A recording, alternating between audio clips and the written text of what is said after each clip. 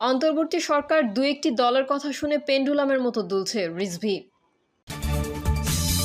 একতরফা নির্বাচনের সময়সীমার ঘোষণা স্বৈরতান্ত্রিক মনোভাবের প্রকাশ, বললেন প্রিন্স। দেশের মানুষ আর রূপকথা চায় না, চায় প্রকৃত গণতন্ত্র, বলছেন জিল্লুর রহমান। এবং সর্বশেষ জানাবো, ভারতে করোনায় আক্রান্তের সংখ্যা ৬,৪৯১। এতক্ষণ শুনছিলেন সংবাদ শিরোনাম, এবারে বিস্তারিত। ভারতে করোনায় আক্রান্তের সংখ্যা ৬,৪৯১। ভারতে নতুন করে গত ২৪ ঘন্টায় আরও ৩৫৮ জন প্রাণঘাতী করোনা ভাইরাসে আক্রান্ত হয়েছেন। এতে করে দেশটিতে সক্রিয় আক্রান্তের সংখ্যা ৬,৪৯১ জন পৌঁছেছে। গতকাল সর্বোচ্চ ১৫৮ জন আক্রান্তের রেকর্ড করা হয়েছে গুজরাটে। অপরদিকে কর্ণাটকে ৫৭, পশ্চিমবঙ্গে ৫৪, দিল্লিতে ৪২ এবং তামিলনাড়ুতে ২৫ জন আক্রান্ত হয়েছেন।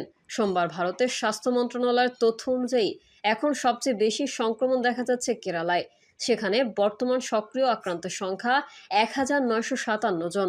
অপরদিকে গুজরাটে এই সংখ্যা ৯৮০ জন, পশ্চিমবঙ্গে ৭৪৭ জন, দিল্লিতে ৭২৮ জন, কর্ণাটকে ৪২৩ জন এবং মহারাষ্ট্রে ৬০১ জন। করোনার সংক্রমণ বাড়ায় ভারতে বিভিন্ন পদক্ষেপ নেওয়া হচ্ছে। এখন থেকেই হাসপাতালগুলো প্রস্তুতি নিচ্ছে। পরিস্থিতি খারাপ হলে কি করা হবে তারও মহড়া দেওয়া হচ্ছে। তবে এখন পর্যন্ত যারা করোনায় আক্রান্ত হয়েছেন তারা কতটা অসুস্থ হননি, অতটা অসুস্থ হননি। আক্রান্তের বেশিরভাগ বাড়িতে থেকেই সুস্থ হচ্ছেন। প্রিয় দর্শক, এই ছিল এখনকার সর্বশেষ সংবাদ। আপডেট সংবাদ পেতে চ্যানেলটি সাবস্ক্রাইব করে বেল আইকনটি ক্লিক করুন। কমেন্টে আপনার মতামত জানিয়ে আমাদের সাথেই থাকুন। ধন্যবাদ সবাইকে। আল্লাহ হাফেজ। অন্তর্বর্তী সরকার দু একটি দলের কথা শুনে পেন্ডুলামের মতো দুলছে রিজভী। বিএনপির সিনিয়র যুগ্ম মহাসচিব রুহুল কবির রিজভী বলেছেন, যে কোনো ইস্যুতে ধর্ম ও শহীদদের টেনে এনে দুই একটি রাজনৈতিক দল সরকারের উপর প্রভাব বিস্তার করছে। সুনির্দিষ্ট এজেন্ডা বাস্তবায়ন করতে দু একটি রাজনৈতিক দল শহীদদের রক্ত ধর্মকে টেনে নিয়ে আসে। অন্তর্বর্তী সরকার দুই একটি রাজনৈতিক দলের কথা শুনে পেন্ডুলামের মতো দুলছে। ডিসেম্বর নির্বাচনের উপযুক্ত সময় বলে মন্তব্য করে বিএনপির মুখপাত্র বলেন, কোনো এক রাজনৈতিক দলের নেতা বলছেন, শহীদদের মর্যাদা ক্ষুণ্ণ হয় এমন কাজ করা যাবে না। তারা ৭১ শহীদদের কথা কি ভুলে গেছেন? ১৯৮৬ সালের নির্বাচনের কথা কি ভুলে গেছেন? আসলে তারা ধর্মকে পুঁজি করে রাজনীতি করতে চান। তিনি বলেন, এপ্রিল মাসে তো প্রচণ্ড খরতাপ থাকে, ঝড় বৃষ্টি হয়, এসএসসি পরীক্ষা সহ অন্যান্য পরীক্ষা থাকে, মাদ্রাসার পরীক্ষা থাকে। সে সময় কেবল রোজার ঈদ শেষ হবে।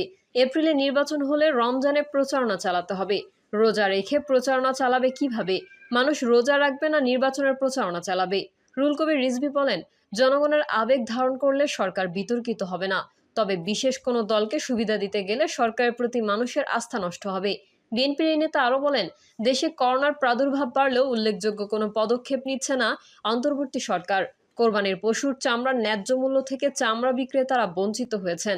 সাধারণ মানুষ স্বাচ্ছন্দ্যে ঈদ করতে পেরেছে কিনা এমন প্রশ্ন রেখে রিজভী বলেন, চাঁদাবাজ দখলদারদের কেন ধরা হচ্ছে না? সব অন্যায়ের বিপক্ষে বিএনপির অবস্থান। একতরফা নির্বাচনের সময়সীমার ঘোষণা স্বৈরতান্ত্রিক মনোভাবের প্রকাশ, বললেন প্রিন্স।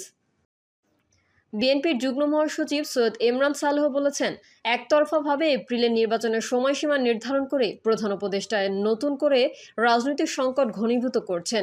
এতে সরকারের উদ্দেশ্য এবং নিরপেক্ষতা ও বিশ্বাসযোগ্যতা নিয়েও প্রশ্ন উঠেছে।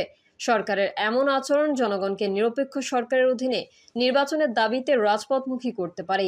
বিএনপির এই নেতা বলেন, দু একটি দল ছাড়া বিএনপি সহ সব রাজনৈতিক দল ও রাষ্ট্রীয় শক্তিসমূহের মধ্যে ডিসেম্বরের মধ্যে নির্বাচনের দাবি উঠলেও হঠাৎ এপ্রিলে নির্বাচনের একতরফা টাইমলাইন ঘোষণা সরকারের স্বৈরতান্ত্রিক মনোভাবের বহিঃপ্রকাশ। দুঃখজনক হলেও সত্য, কর্তৃত্ববাদী একনায়ক হাসিনার মতো নির্বাচন প্রশ্নে রাজনৈতিক দলগুলোকে অবজ্ঞা ও উপেক্ষা করছেন মোহাম্মদ ইউনূস। সরকার যদি নির্বাচন সংক্রান্ত একতরফা পরিকল্পনা পরিহার না করে, তবে নির্বাচন ও গণতন্ত্রের জন্য অপেক্ষারত জনগণকে সঙ্গে নিয়ে বিএনপি যে কোনো সিদ্ধান্ত নিতে দ্বিধা করবে না। আলোচনার মাধ্যমে নির্বাচনের নতুন সময়সীমা ঘোষণার দাবি জানিয়ে এমরান সালেহ বলেন, ঢাকায় বিভিন্ন পয়েন্টে সভা সমাবেশের ওপর যত নিষেধাজ্ঞা দেওয়া হোক না কেন, তারেক রহমান ডাক দিলে নিরপেক্ষ নির্বাচনের দাবিতে রাজধানীতে তিল ধারণের জায়গা থাকবে না। জনগণ দাবি আদায় না হওয়া পর্যন্ত ঢাকা ছাড়বে না। এমন পরিস্থিতি বিএনপি চায় না উল্লেখ করে তিনি বলেন, বিএনপি গণ অভ্যুত্থানের আকাঙ্ক্ষা ধূলিসাৎ হতে দেবে না। দেশের মানুষ আর রূপকথা চায় না, চায় প্রকৃত গণতন্ত্র, বলছেন জিল্লুর রহমান। সাংবাদিক ও টিভি উপস্থাপক জিল্লুর রহমান বলছেন, দেশের মানুষ আর রূপকথা চায় না, তারা চায় প্রকৃত গণতন্ত্র, ন্যায় বিচার এবং নৈতিক নেতৃত্ব।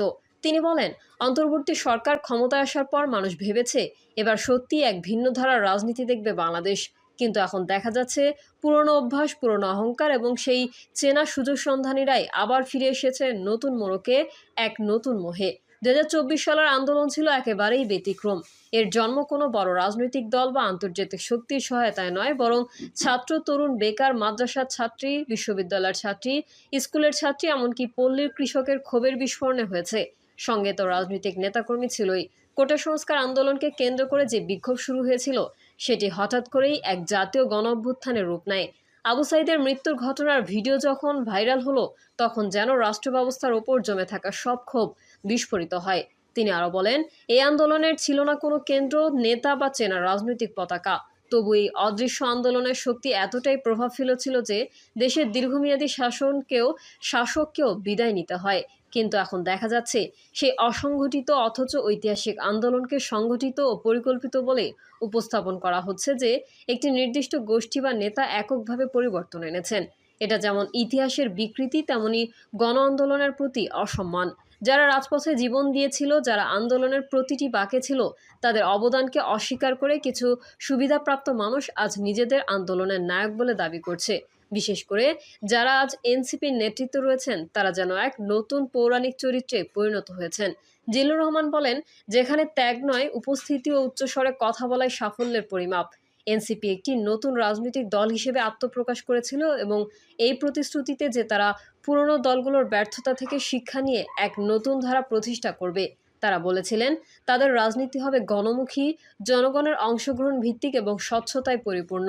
কিন্তু বাস্তবতা হলো, 3 মাসের মধ্যে দলটির নেতারা যে ধরনের জীবনযাপন, বক্তব্য আর কর্মকাণ্ডে জড়িয়ে পড়েছেন, তা দেখে মানুষ হতাশ।